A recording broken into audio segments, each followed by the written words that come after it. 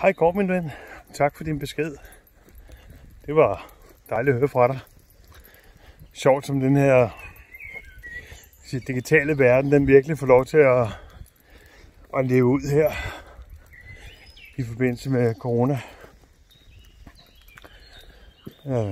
Det oplever vi især også på jobbet, hvor det jo hele foregår jo digitalt. Telefon, Skype-møder eller link hedder det hos os. Og det fungerer sgu meget godt. Altså jeg føler mig måske mere effektiv på den her måde. Det er også lidt kedeligt. Jeg savner bestemt mine kollegaer. Jeg savner også det her med, at der er adskilt hjem og arbejde. Lige nu der er det hele bare hjem og arbejde det hele. Så der er ikke den her sådan opdeling. Og så kommer det nok til at være et stykke tid. Vi får nok lov til at komme på arbejde i juni måned. Men igen bliver det med forbehold, hvor vi ikke alle sammen kan være på arbejde ad gangen. Der skal gøres rent efter os. Man tager måske en uge ad gangen, så kommer der et nyt hold ind. Og den anden uge arbejder man hjemmefra. Så vi kommer i hvert fald ikke til at opleve det, som man savner. Den her personlige sparring. Vi må ikke bruge vores kontor. De samtaler, de er for små. Der skal være 8 kvadratmeter. Så ja, der er sgu mange ting, man skal tænke på. Så lige nu, der trives jeg med mit hjemmekontor, som bliver ved at blive malet lige nu. Så lige nu, der er jeg inde på gæsteværelset, hvor der er sat op der. Og så er Nikolaj i gang med at gøre huset i stand.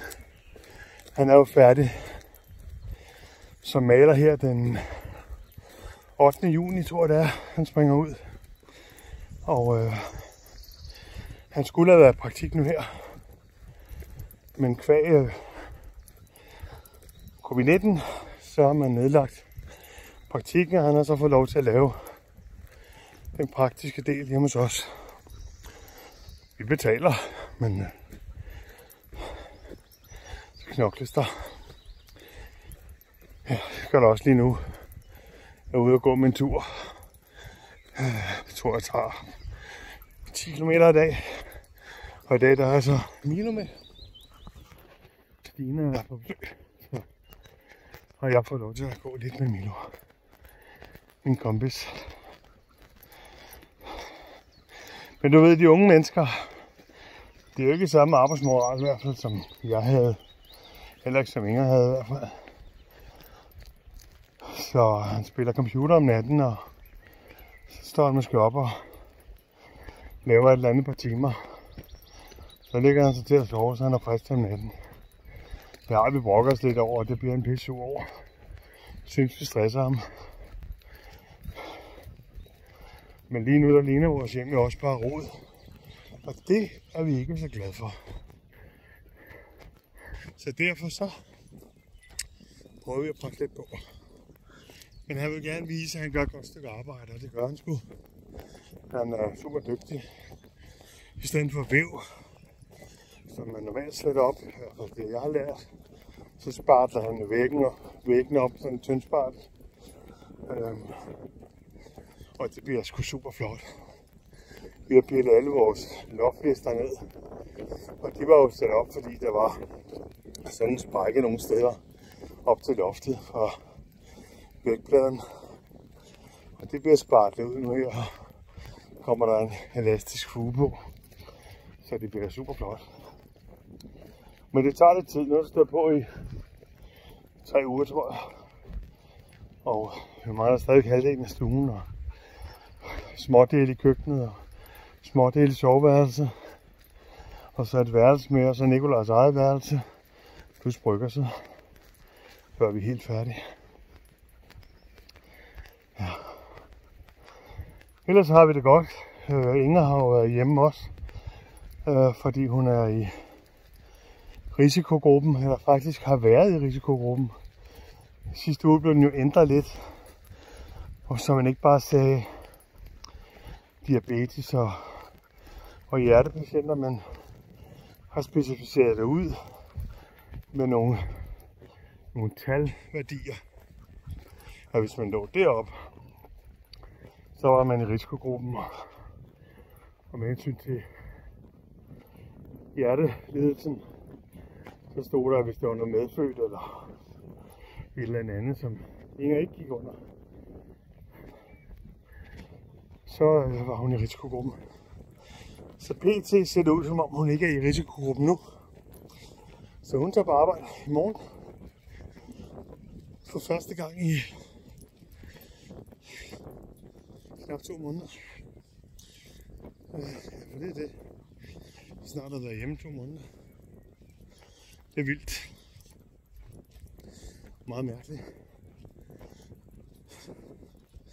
Hun kender godt til det her med, at der er et eller andet, der gør ondt derinde. Hun synes, at hun kan mærke, at hendes sår fra pacemaker niver. Hun synes, hun kan mærke, at de giver stød derinde. Så niver det også, der gør ondt. Hun har svært at få vejret. Ikke bare ligesom jeg, det er på grund af min astma og min overvægt. Men hun har været super god til at gå og bare knokle derudad. Og det kæmper hun med pt. Bare der er en lille stigning, så skal hun stoppe op af en pause. Og det har hun det rigtig svært med. Hun synes, det er så pinligt, så nederen, fordi hun jo altid har kunne bare knokle på. Det kan hun ikke nu. Forhåbentlig kommer det. Og cirka hver anden dag er hun også med på tur, hvor vi går en 5-8 kilometer. Eller 15 for den sags skyld også. Ude i vores fantastiske natur. Jeg drejer lige. Normalt hernede, så står der en 500 rådyr. Vi må lige have fundet et andet græsningsareal nu. Så er det oppe i skoven, fordi solen står på her. Og det er sgu fantastisk. Vi har også fået en ulv. Der er i hvert fald observeret en ulv herude. Jeg tror også selv, jeg har set den. Det var i hvert fald en meget stor ræv. Og så var den knap så rød. Men det er jo svært at få taget billeder af det. Selvom man næsten altid er klar til at tage et billede. Nå. Så de der smerter, som du har, hvor man bliver bange, det er i hvert fald også noget af det, som Inger oplever. Må gøre en udtryk. Men vi håber på, at det, de har lavet, det er det rigtige. Hun skal jo ind og brændes stadigvæk. Det jeg tror jeg, det er det, du har fået gjort.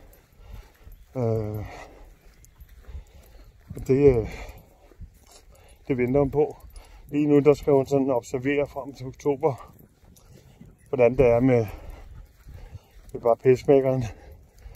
Men faktisk så ser det ud som om den på 33% af tiden, der er pacemakeren i gang for at sparke hjertet ind rigtig hurtigt.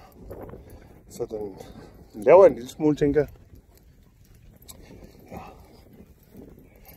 Jeg starter undervisning igen. Jeg har haft en vejledningstime med min vejleder på telefon, selvfølgelig. Så skulle vi have noget digital undervisning her tirsdag, altså overmorgen, og så tror jeg igen om en uge. Jeg har ikke lige fået linket endnu, men det er jo mit afsluttende projekt. Så det skulle gerne ende ud med en monsteropgave, og jeg har faktisk fået sådan en tidsplan, foreløbig tidsplan på min vejleder, som jeg synes, jeg skulle følge, men hold nu kæft, hvor er det svært at komme i gang. Altså, jeg synes bare, det er op ad bakke. Jeg har et hav af læsstof, som jeg gerne vil have læst. plus en masse sociale teorier. Ja. Så der er masser at gå i gang med, men det er bare svært. Så er der også den her, sådan, når man arbejder hjemme. Hvornår er det godt nok? Jeg synes altid, at jeg har en snært af dårlig samvittighed over det, jeg laver. Det er ikke godt nok. Og det er jo pjat. Altså, jeg har snakket med min chef om det, hun siger, prøv nu, Michael. Der er nogle af dem, der laver en tredjedel af det, du laver. Så klap dig mig selv på skulderen og kom videre. Men det er jo mig som person, så jeg ved jo godt. Ja. Ja, men jeg starter undervisningen igen her på tirsdag. Jeg er spændt på at se, om det er sådan fra 9 til 15. Man sidder bare ved skærmen og lytter, hvad fanden det er, man gør. Jeg har aldrig prøvet. Men det skal nok gå. Der er nogen, der har fået gode erfaringer med det. Og du sagde jo, det var godt. Så det er det vel også. Men man savner den her menneskelige kontakt. Vi har 4 undervisningsgange i forbindelse med projektet. Og man skulle også gerne få sagt farvel.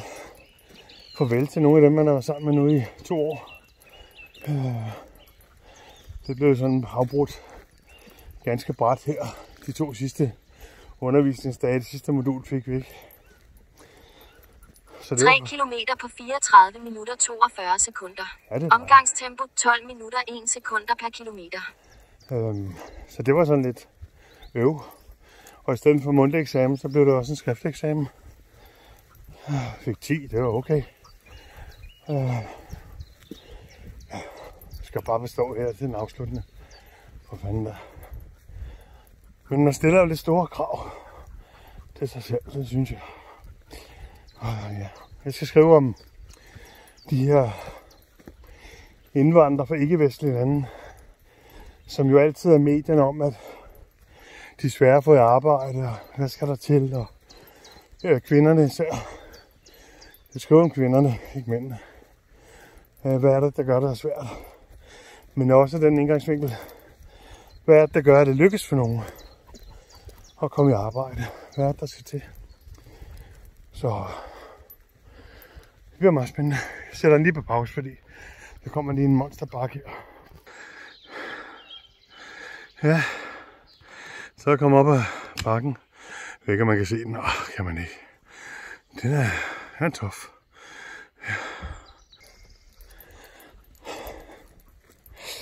Ja, undskyld, jeg stønner sådan. Man skulle tro, det var en voksenfilm. Det er det bare ikke. Det er bare en gammel mand, der er på tur. Jeg har ellers skulle have haft et godt vægttab. Jeg er nede på omkring 95 nu. Startede på 111 1. januar. Og prøver virkelig at leve sundt. Dyrker mig noget motion og spiser noget sund mad. Men gør også det en gang imellem, hvor jeg sådan spiser noget slik og chokolade. Pizza gjorde vi i forgårs. Det var fandme godt. Men så må det jo bare indregne, så må jeg ud og gå en tur, eller bare sige, det var det. Men ellers så knokler jeg virkelig. Og jeg kan bestemt også mærke det på min kondi. Forleden aften, jeg tror det var torsdag aften, der var jeg ude og gå en 8 km, som jeg er i gang med nu. Det bliver ikke en 10, det bliver en 8. Og der løb jeg store del af det. Og normalt så kan jeg ikke løbe. Altså det er umuligt. Men det gjorde jeg. Fedt.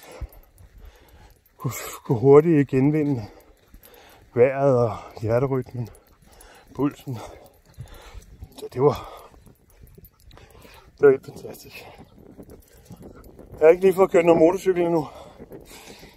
Jeg vil gerne. Men de dage, hvor der har været mulighed for det, der har været ikke været super godt. Og så de dage, hvor der er godt vejr, så er der så lige sådan nogle projekter med huset. Fordi lige så snart, når når Nikolaj han har gjort noget færdigt, og det er taget op, så skal vi jo reinstallere. Og det gør vi jo altså lidt pænere, end vi havde gjort det første omgang. Så trækker vi kabler på loftet og i væggene og et eller andet, som gør, at det bare blevet pænere, end da vi gjorde det første gang. Så det er ikke blevet så meget til motorcykel. Men jeg har et par mål. Jeg har blandt andet en gammel bilkirkegård, kalder man det. Sådan en tur på 6-7 timer, som jeg skal ud på. Så har jeg fundet en by, hvor der ligger noget, der hedder Fort Swanson. Og jeg tror nok, Fort Swanson er sådan et rejsebureau til USA, men de har bygget op som sådan en amerikanerby. Eller westernby. Så er der også et par andre udflugtsmål, som ser interessant ud. Både som research for en eventuel tur i fremtiden, sammen med jer, hvis det kommer til at ske igen. Men også bare for at komme ud og opleve noget. Og måske tage en overnatning derude, eller lignende. Men det er ikke blevet til så meget. Efter vinteren her, hvor jeg har skilt noget af og koblet nogle ledninger for, så er der også sådan en lampe, der er begyndt at lyse. Og jeg tror, det er sådan en lampe ligesom på biler, hvis med batteriet har været af eller et eller andet. Det står den og lyser motorfejl. Men jeg har prøvet selv at reset den, men det kan jeg ikke. Og så er der jo risiko for, at det er noget andet end bare fordi jeg har skilt noget. Så den må også lige på værkstedet ind og tage ud på en længere tur. Så det knokler på. Nå, jeg vil slutte nu. Kåre, det var dejligt at høre fra dig. Og undskyld, jeg tager dig med på tur her. Men jeg synes, du skulle opleve noget af den her fantastiske natur, som vi bor i. Det er næsten den sommerhusstemning, som I også har, når I er oppe på landet eller oppe i sommerhuset. For det er jo fantastisk, tænker jeg. Så hils din dejlige familie. Og jeg skal også hilse for Inger og Milo. Jeg tror også Milo, Milo. Kan du sige hej til Kåre? Kan du sige hej? Ja, det var godt. Kan du have det godt, Kåre? Pas på dig selv. Vi tales ved. Ha' det godt. Hej.